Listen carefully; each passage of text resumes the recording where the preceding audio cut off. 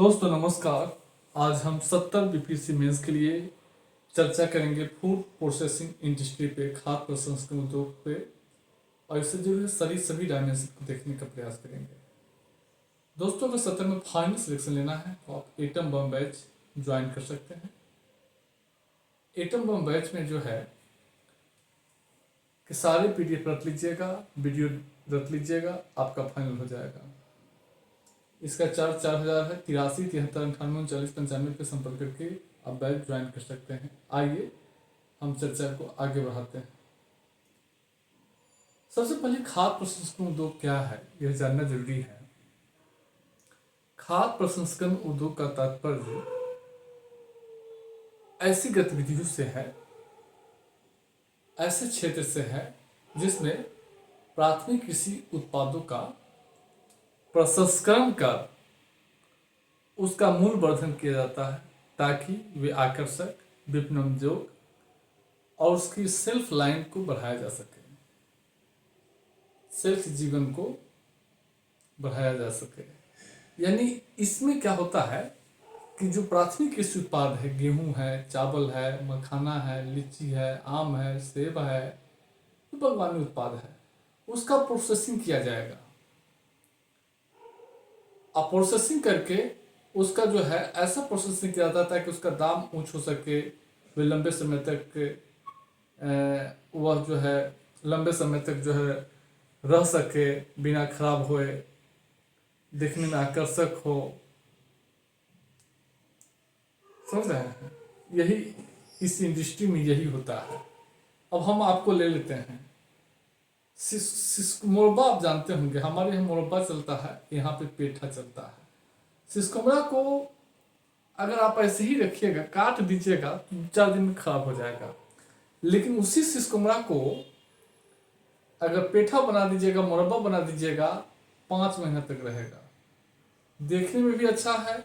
आगरा अगर गए होंगे तो वहाँ पंछी पेठा मिलता है, हम भी गए थे तो खाए थे पंछी पेठा। अरे वैसे ही है, वो अपने यहाँ जो मुरब्बा मिलता है ना, वही यहाँ पंछी पेठा है। उसको ब्रांडिंग कर दिया है, 300 रुपये किलो बेच रहा है पैकेट में। हाँ वही आप खाइएगा, खाली कलर चेंज है। अपने यहाँ उजला होता है, यहाँ लाल कर दिया है। पंछी पेठा तो हर सब वही। अब मान लीजिए पंछी पेठा तो डिब्बा में पैकिंग करके बढ़िया से बेच रहा है। पेप्सी ले लीजिए, क्या है, या जूस ले लीजिए, अनार का जूस ले लीजिए, लीची का जूस ले लीजिए, क्या है। अब लीची का जो है निकाल के उसका जूस जो है खाली छोड़ दीजिएगा तो 2-3 दिन में खराब हो जाएगा। लेकिन पैकेजिंग कीजिएगा 6-6 महीना से चलता है। स्लाइस क्या है, मैंगो का जूस जो है स्लाइस में ना आता है, ये क्या है। तो यह मानी आलू का जो है वैसे काट दीजिएगा तो खराब हो जाएगा। आलू को जो है बढ़िया चिप बना दीजिएगा, चिप्स, तो लंबे समय तक चलता है। तो खाद्य प्रसंस्करण उद्योग में क्या होता है कि इस क्षेत्र में प्राथमिक कृषि उत्पादों का प्रोसेसिंग की जाती है और प्रोसेसिंग करके उसको आकर्षक बनाया जाएगा, उसकी उत्तरजीविता जो है बढ़ाई जाएगी, यानी सेल्फ लाइन लंबे समय तक टिक सके, उसको बिक्री योग्य बनाया जाता है। तो हाल में यह क्षेत्र का विकास जो हुआ है, इसके पीछे रीजन है कि लोगों की जीवन शैली में बदलाव, हम आगे चर्चा करेंगे।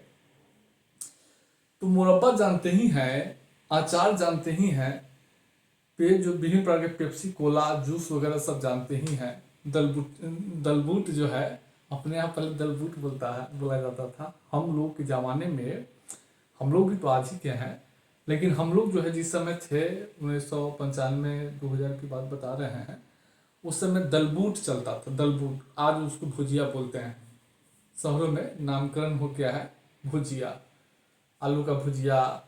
अब हम लोग के यहाँ जो दलबूट चलता था वो अब नहीं मिलता है। अब उसमें वैरायटी इतना आ गया है कि जो है क्या कहिएगा।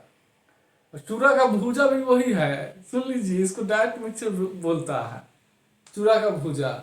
उसी को पैकेजिंग करेंगे, फूड प्रोसेसिंग हो गया, फूड प्रोसेसिंग हो जाता है, बढ़िया पैकिंग कर दिया जाता है। मखाना क्या देखिए, मखाना 20 रुपये में आ रहा है, वो अच्छा पैकेट बना दिए हुआ है।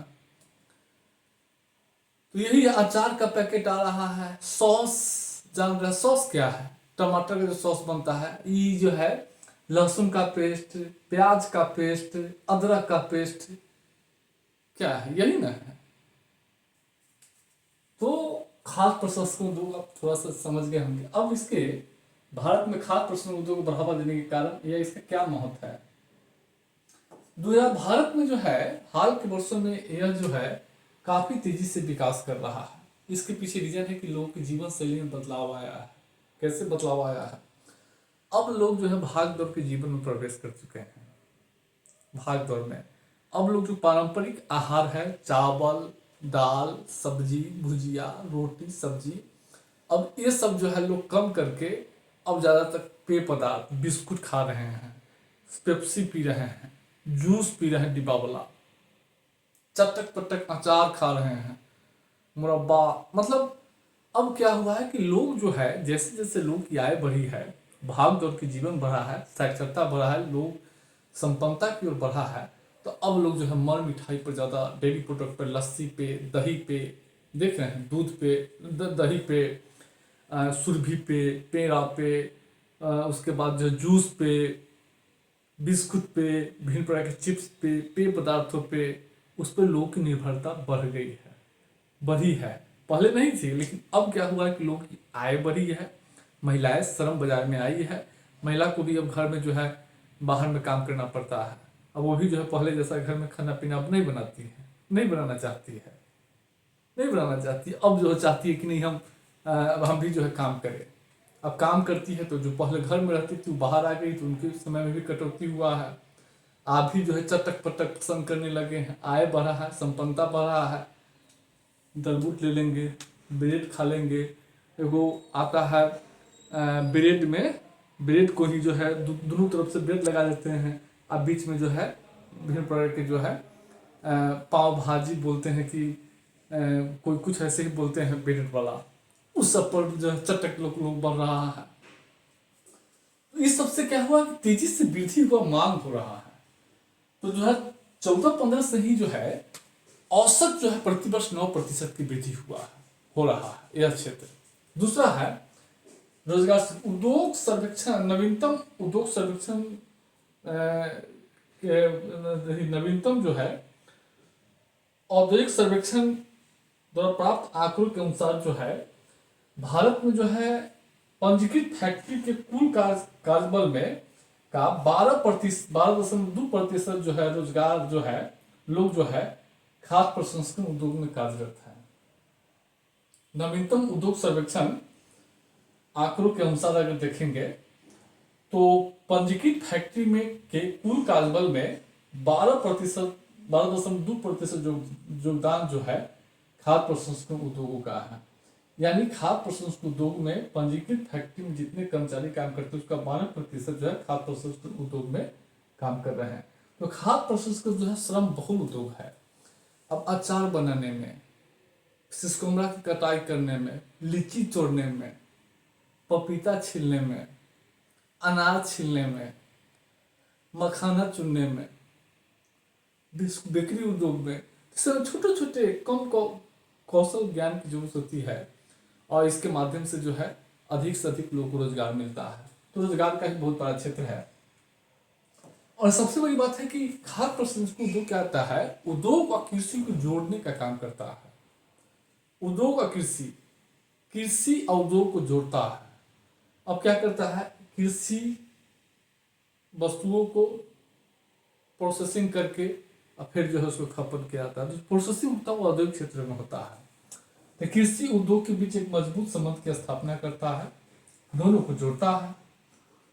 दूसरा है खाद्य सुरक्षा। देखिए फूड प्रोसेसिंग उद्योग जो है खाद्य सुरक्षा में योगदान करता है और कई तरीके से करता है। एक तो कि सीधे सीधे जो है खाद्य प्रसंस्करण उत्पादों को मुहैया कराकर, अगर ब्रेड आ रहा है, पेय आ रहा है, जूस आ रहा है, तो उसके माध्यम से आप कर रहे हैं। दूसरा, यह किसानों के आय में वृद्धि करता है और किसानों की जब आय बढ़ेगी तो उत्पादकता प्रोत्साहित होगा, उत्पादन बढ़ेगा, खाद्य सुरक्षा सुनिश्चित होगा। और दूसरी ओर यह खाद्य वस्तुओं की बर्बादी को कम करता है, इनके माध्यम से खाद्य सुरक्षा सुनिश्चित करता है। उसके बाद कृषि उत्पादों के निर्यात में 22 देश में इसका योगदान 25.6%। भारत में कृषि उत्पादों, कृषि खाद्य उत्पादों के निर्यात में खाद्य प्रसंस्करण में का भूमिका जो है 25.60% रहा है। और भारत में इसकी व्यापक संभावनाएं हैं जो हम आगे चलकर देखेंगे। और किसानों के आय में वृद्धि करता है। वृद्धि कैसे करता है? अब किसानों को उच्च मूल्य देकर उसकी बर्बाद होने वाले उसके जितने भी रद्दी सामान है, कृषि रद्दी है, उसको भी टमाटर जो है किसान को खेत से सड़ा गला सब टमाटर खरीद के, आलू खरीद के प्रोसेसिंग करके उसको जो बेच दिया जाता है। तो किसान को जो कम क्वालिटी की जो कृषि वस्तु है उसका भी जो है पैसा मिल जाता है, बर्बादी कम होता है। इससे किसानों के आय में, और दाम भी अधिक मिलता है तो किसानों के आय में वृद्धि होती है। इसके अलावा इसके विविध लाभ हैं। एक तो इससे औद्योगिकरण बढ़ावा मिलता है, रोजगार का सृजन होता है, क्षेत्रीय असमानता दूर होता है, क्योंकि विकेंद्रीकृत जो है अलग अलग क्षेत्रों में कृषि जलवायु क्षेत्रों की विविधता है भारत और बिहार दोनों में। तो हर जगह जो है, जैसे कि जर्दालू आम भागलपुर में है, मखाना कहाँ है, जो दरभंगा, मधुबनी, सहरसा, सुपौल का क्षेत्र है वहाँ है। केला हाजीपुर का बेल्ट आ गया, लीची मुजफ्फरपुर का बेल्ट आ गया, अमरूद नालंदा का बेल्ट आ गया। तो अलग अलग क्षेत्रों में जो है कच्चे माल की विविधता उपलब्धता रहती है, इसलिए हर क्षेत्र में इसका विकास आसानी से किया जा सकता है। इसलिए क्षेत्रीय असमानता भी जो है इससे दूर होती है। दूसरी बात कि खाद्य प्रसंस्करण उद्योग के बिना जो सुपरमार्केट देख रहे हैं संभव नहीं है। इससे सुपरमार्केट को बढ़ावा मिलता है। बड़े बड़े मॉल जो है आज फूड प्रोसेसिंग उद्योग के कारण ही है, समझ रहे हैं। जो उसमें खाने वाला जो विभिन्न प्रकार पिज्जा जो देख रहे हैं, पिज्जा, और उसके बाद और भी बहुत सारा है, उतना हमको भी नहीं पता है उतना, लेकिन ये सब जो है उसमें रहता है। इसके अलावा देखेंगे कि लंबी दूरी की यात्राएं जो है खाद्य प्रोसेस, लंबी दूरी की यात्रा अगर आप कर रहे हैं ट्रेन में, तो आपको अगर बैठेंगे ट्रेन में तो फूड प्रोसेसिंग उत्पाद ही आपको मिलेगा। ब्रेड मिलेगा, सॉस मिलेगा, विभिन्न प्रकार के जो है दलबूट मिलेगा, वो भुजिया, संपापड़ी मिलेगा। संपापड़ी कैसे बनता है? तो फूड प्रोसेसिंग प्रोडक्ट है। पानी की बोतल मिलेगा, पानी की बोतल ही फूड प्रोसेसिंग है। पेप्सी मिलेगा, जूस मिलेगा। लंबी दूरी की और सैन्य अभ्यास में भी, अंतरिक्ष यात्रा में भी ये कारगर होता है। तो यह स्थिति है। अब हम लोग भारत में जो है चर्चा देखेंगे खाद्य प्रसंस्करण उद्योग की संभावना क्या है। तो यहाँ कच्चे माल की विविधता है भारत में। अब कच्चे माल की विविधता देखेंगे, दूध, आम, केला, लीची, पपीता के उत्पादन में भारत का विश्व में प्रथम स्थान है। गेहूं, चावल, अनाज, अंडे, फल, सब्जी के उत्पादन में दूसरा स्थान है। 15 कृषि जलवायु क्षेत्र है भारत में, यानी अलग अलग भारत के अलग अलग भागों में अलग अलग कृषि जलवायु क्षेत्र, यानी अलग अलग फसल का उत्पादन होता है। हर मौसम में उत्पादन होता है। कहीं सेब हो रहा है तो कहीं अंगूर हो रहा है, तो कहीं लीची हो रहा है, कहीं केला हो रहा है। तो यही तो वृहद जो है कच्चे माल का आधार है भारत में। दूसरी बात, भारत में निर्यात की सुविधा है। भारत विश्व की अर्थव्यवस्था से जुड़ा हुआ है, निर्यात के लिए सरकार तमाम प्रयास कर रही है। साथ ही साथ भारत में शहरीकरण की वृद्धि हो रही है। उम्मीद है कि 2036 तक भारत की शहरीकरण जो है 43% हो जाएगी।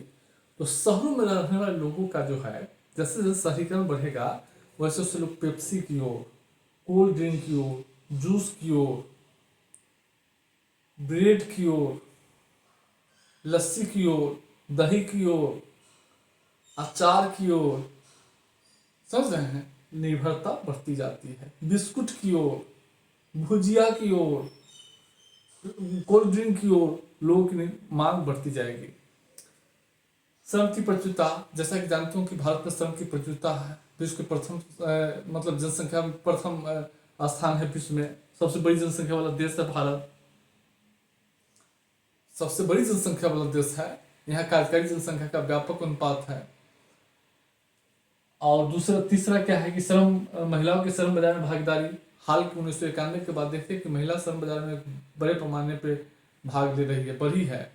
जब महिलाएं औद्योगिक क्षेत्रों में भाग लेगी, विनिर्माण क्षेत्रों में, सेवा क्षेत्रों में, तो निश्चित रूप से जब घर से बाहर निकलेगी महिलाएं तो घर पे समय कम देगी। जब घर पे कम समय देगी तो पहले की तरह दोनों टाइम या तीनों टाइम चावल गेहूं और रोटी और दाल चावल और खीर बना के आपको नहीं मिलेगा, नहीं मिलेगा। जब नहीं मिलेगा तो लोग खाएगा क्या? तो बिस्कुट खाएगा, क्या? पेप्सी, ब्रेड खाएगा, भुजिया खाएगा ना। बहुत सारे लोग देखे होंगे, दलबूट। पहले क्या होता था, भूख लग गया दोपहर में रोटी बना लो, लेकिन अब नहीं, ब्रेड आ जाओ, भुजिया लाओ, फाँक लेते हैं कुछ। यही स्थिति, पेप्सी पी लीजिए। देख रहे हैं ना कैसे चेंजिंग हुआ। ब्रेड ब्रेड ले लीजिए, ब्रेड का जो है स्पाइस होता है, वो तवा पर गर्म करके, आप प्लेट गर्म करके, उसको बोलते क्या है नहीं याद है, लेकिन उसको वो बोलते हैं रोस्ट की टोस्ट बोलते हैं ऐसे ही। महिलाओं के संविधान भागीदारी में वृद्धि, जीवन शैली में बदलाव, लोगों की जो है रहन सहन में बदलाव आ गया है। लोग जिस तरीके से कपड़ा बदल रहे हैं उससे खाना भी बदल रहे हैं। आज पिज्जा लोग खा रहे हैं,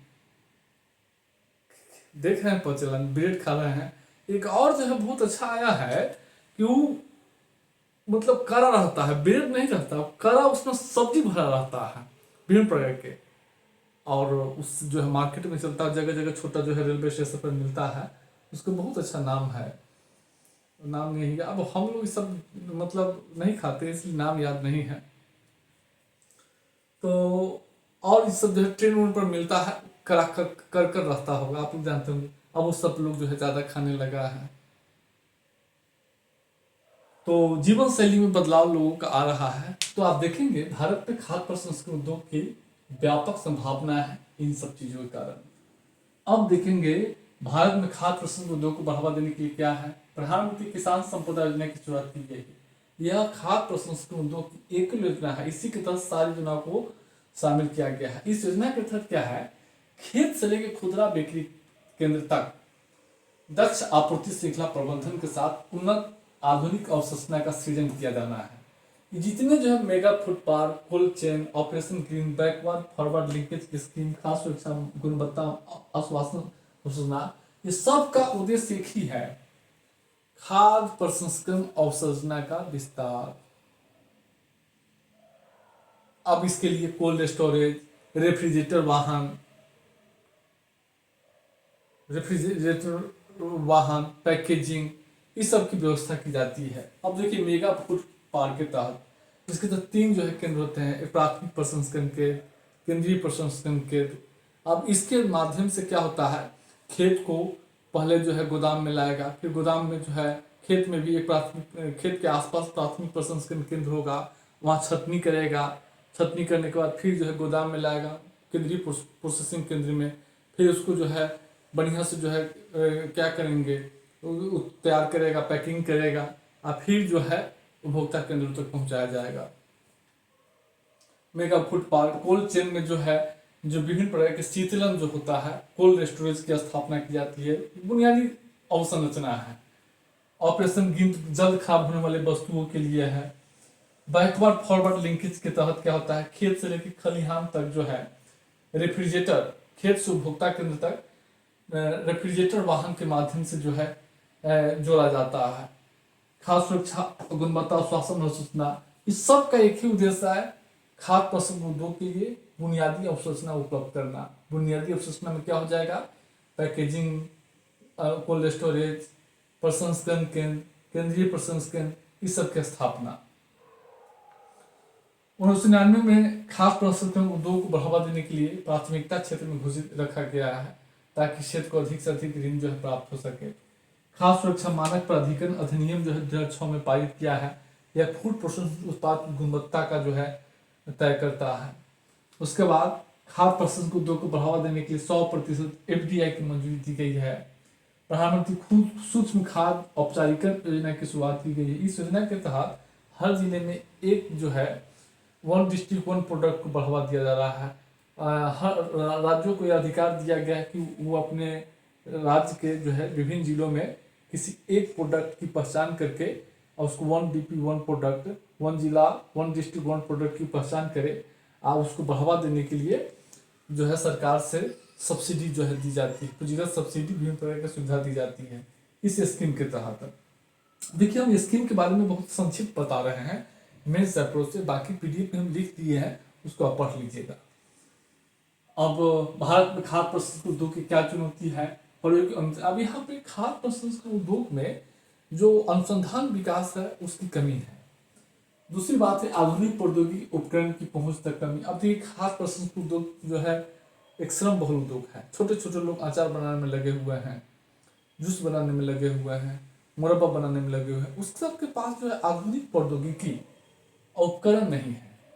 और विकसित अब भारत में जो है खाद्य प्रसंस्करण उद्योग को जो है संचालन करने की कितना आप कोल्ड स्टोरेज देखते हैं, कितना प्रोसेसिंग केंद्र देखते हैं, कितना पैकेजिंग यूनिट देखते हैं, कितना रेडिएशन सेंटर देखते हैं, मिलता है? बिरले कोल्ड स्टोरेज आपको मिलेगा। तो भारत में कोल्ड स्टोरेज, रेफ्रिजरेटर, वाहन, केंद्रीय प्रसंस्करण, इस सब की कमी है। और खाद्य प्रसंस्करण उद्योग से स्वास्थ्य पर भी असर पड़ता है उत्पाद से। अब खाद्य प्रसंस्करण उद्योग उत्पादों को, खाद्य प्रसंस्करण उद्योग में क्या होता है कि किसी वस्तुओं को लंबे समय तक जो है रोके रखने के लिए नाइट्राइट का, सल्फाइड को तोड़ा जाता है, विभिन्न केमिकल का यूज किया जाता है। अब इस केमिकल से क्या होता है, स्वास्थ्य पर असर पड़ता है, स्वास्थ्य पर असर पड़ता है। उसके बाद ब्रांडिंग, भारत में क्या है कि खाद्य प्रसंस्करण उद्योग के सामने सबसे बड़ी चुनौती ब्रांडिंग, मार्केटिंग की है, पैकेजिंग की है। अब यूरोपीय अमेरिका के कोई खाद्य प्रसंस्करण अचार खरीदेगा तो उसका डिब्बा देखिए क्या आप मोह जाइएगा, हम भी दोबारा ठगा गए हैं। उसका पैकेजिंग इतना आकर्षक बनाता है तो लगेगा कि पैकेजिंग खरीद लेते हैं, लेकिन उसके अंदर कुछ नहीं है। तो यही कहते हैं दिखावा पर जो जाता है वो महत्ता है। पैकेजिंग, अब ग्लोबलाइजेशन का दौर है, दिखावा का दौर है, जो दिखेगा वही बिकेगा, वही टिकेगा बाजार में। अब मेरा कोचिंग जो है बहुत ज़्यादा क्यों नहीं चलता है, क्योंकि हम दिखावा नहीं करते हैं। अब दिखावा करने के लिए थोड़ा सा झूठ भी बोलना पड़ेगा, मुझे झूठ बोलना ही नहीं है। जब हमको झूठ ही नहीं बोलना है तो क्या करेंगे, जीवन कट रहा है। तो ब्रांडिंग, मार्केटिंग और पैकेजिंग, तो यहाँ पर पैकेजिंग की कमी है। अब लीची आया, उसकी पैकेजिंग बहुत अच्छा, अचार है, मुरब्बा, उसकी पैकेजिंग अच्छी होनी चाहिए, तभी जाकर ग्राहक आकर्षित होगा। अभी मखाना का पैकेजिंग आया है, बहुत आकर्षक पैकेजिंग है, हम भी 2-3 डिब्बा लिए थे तो बहुत अच्छा हमको लगा उसका पैकेजिंग। मुझे लगा कि बाजार में सस्टेन करेगा, और सस्टेन कर रहा है, बिक रहा है, अच्छा खपत है। दुकानदार से पूछे, कहा कि ठीक बिक्री सेलिंग है। तो ब्रांडिंग, मार्केटिंग की चुनौती है। और पौष्टिक, देखिए खाद्य प्रसंस्करण उत्पादों में जो ताज़ा फल सब्जियां है उसमें जितना विटामिन तंतु होता है, फाइबर होता है, उतना जो है खाद्य प्रसंस्करण उद्योग में के उत्पादों में नहीं होता है। जंक फूड का प्रसार, अब इससे क्या होता है कि मोटापा बढ़ रहा है, जंक फूड का प्रसार हो रहा है। अब मान लीजिए जो है लगातार आप भुजिए खा रहे हैं, बिस्कुटें खा रहे हैं, अब क्या होगा, फास्ट फूड खा रहे हैं। फास्ट फूड क्या है, फूड प्रोसेसिंग प्रोडक्ट है ना, इससे मोटापा बढ़ता है। बहुत ऐसे चीज हम देख रहे हैं कि उससे मोटापा बढ़ता है। तो यह स्थिति है। अब बिहार में खाद्य प्रसंस्करण उद्योग की क्या संभावना है, तो इसकी भी व्यापक संभावनाएं हैं जो हम एक एक करके देख रहे हैं। सबसे बड़ा संभावना है बिहार में बृहद कच्चे माल का स्रोत है। बिहार में जो है, जैसा कि बिहार एक जो है कृषि प्रधान अर्थव्यवस्था है, और कृषि प्रधान अर्थव्यवस्था में कृषि वस्तुओं और पशु उत्पाद की बहुलता होती है। जैसा कि बिहार में है, भूमि समतल है, जिस कारण जो है उत्पादन भी, कृषि वस्तुओं का भी उत्पादन होता है और पशुओं के लिए चारा भी उपलब्ध रहता है। इससे पशुधन उत्पाद भी वहाँ पर्याप्त मात्रा में पाया जाता है। और कृषि वस्तुओं का उत्पादन, अगर आप देखेंगे तो मखाना के उत्पादन बिहार प्रथम स्थान, लीची के उत्पादन में प्रथम स्थान, गन्ना के उत्पादन में 6ठा स्थान, गेहूं के उत्पादन में 6ठा स्थान भारत में, सब्जियों के उत्पादन में 4था स्थान। 3 कृषि जलवायु क्षेत्र है। 7 कृषि उत्पादों को जो है जीआई टैग मिला है, जर्दालू आम, मिथिला मखाना, कतरनी चावल, सिलाव खाजा, मगही पान, शाही लीची, मिर्जा चावल। साथ ही साथ नगरीकरण, बिहार में नगरीकरण का प्रसार हो रहा है। नगरीकरण का प्रसार होगा तो ऑटोमेटिक लोगों की आय बढ़ रही है बिहार में। अब नगरीकरण प्रसार हो रहा है, आय बढ़ेगा तो क्या होगा, अब लोग जो है दलबूट पर आएंगे, बिस्कुट पे आएंगे, बिस्कुट पे आएंगे, उसके बाद जो है जूस पे आएंगे, पनीर खाएंगे करेंगे लोग। पनीर खाएंगे ना, क्योंकि शाकाहारी तो पनीर खाएंगे, या मीट जो प्रोसेसिंग जो है, मीट मटन मटन ये सब जो है खाएंगे हैं। महिलाओं का आंदोलन में बिहार सरकार 50% पंचायती राज में, 50% शिक्षकों की नियुक्ति में, सभी सरकारी नौकरी में 35% महिलाओं का आरक्षण। अभी सबसे महिला घर से बाहर आ रही है, वो अब खाना बना के नहीं खिलाएगी आपको। अब टाइम से आएगी, टाइम से जाएगी, क्योंकि सुबह निकल जाएगी, शाम को आएगी। अब दिन में रहेगी ही नहीं महिला घर में, तो दिन में भूख लगेगा तो रोटी बना के आपको देगा। तो आप क्या खाएंगे, बिस्कुट, क्या खाएंगे, ब्रेड, क्या खाएंगे, भुजिया, पेप्सी पीजिए। दलबूट खाना होगा, आप दलबूट खाएंगे, जैसे जैसे लोग खाने मांग करेंगे, उत्पादन बढ़ेगा। मानव संसाधन की प्रचुरता, 13 करोड़ जनसंख्या है, एक विस्तृत बाजार की स्थापना करती है बिहार में। बिहार में 52% आबादी जो है 15 से 59 वर्ष की है बिहार में। तो कार्यकारी जनसंख्या की बहुलता है, जो जनमुखी लाभांश का अवसर प्रदान करता है। विकसित बाजार भी है, और जीवन शैली में बदलाव आ रहा है। बिहार में आय बढ़ रहा है लोगों का, लोगों को सरकारी नौकरी मिल रहा है, तो लोग जो है खाएंगे ही। होटल में जब जाइएगा या दलबूट की पैकिंग लीजिएगा, आप लोग देखिएगा पहले की तुलना में ज़्यादा खा रहे होंगे। बिहार में खाद्य प्रसंग उद्योग को बढ़ावा देने के लिए कई प्रयास किए गए हैं। तो हम देखेंगे उच्च प्राथमिकता सबसे अधिक निवेश प्रोत्साहन नीति 2016 के तहत खाद्य प्रसंस्करण उद्योग को उच्च प्राथमिकता क्षेत्र घोषित किया गया है। अधिक निवेश प्रोत्साहन नीति 2016 के तहत खाद्य प्रसंस्करण उद्योग को बढ़ावा देने के लिए खाद्य प्रसंस्करण उद्योग को बढ़ावा देने के लिए कई उपाय किए गए हैं।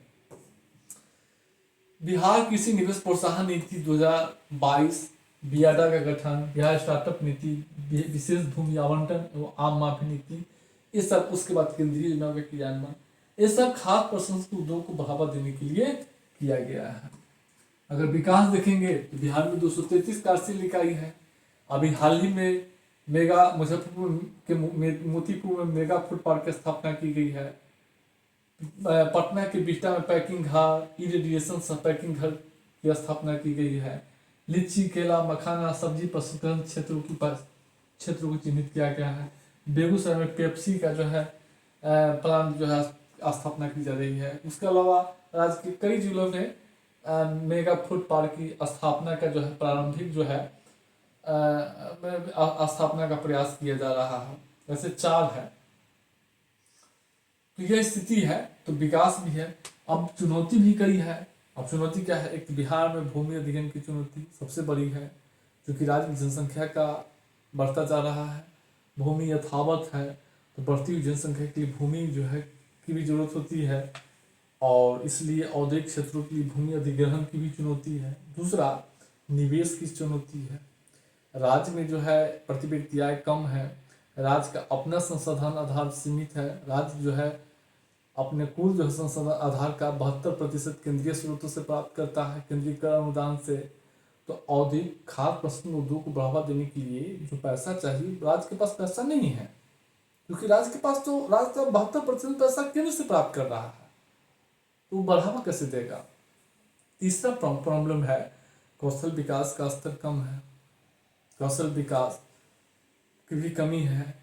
राज्य की प्रति व्यक्ति आय कम होने से लोग इसका खपत भी कम करते हैं। अब देखिए, पैसा होगा तभी दलबूट खाइएगा, अब ब्रेड खाइएगा, पैसा नहीं होगा तो कहाँ से खाइएगा। तो लाग यहाँ है, अभी भी जो है भारत में सबसे अधिक गरीबी जो है बिहार में ही है। 26.59% गरीबी है, 26%, 26.59%।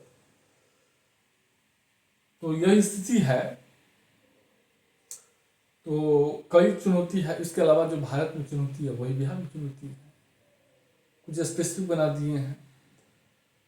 तो यही सब चुनौती है, आप इसको देखिएगा, फिर हम आगे चर्चा करेंगे।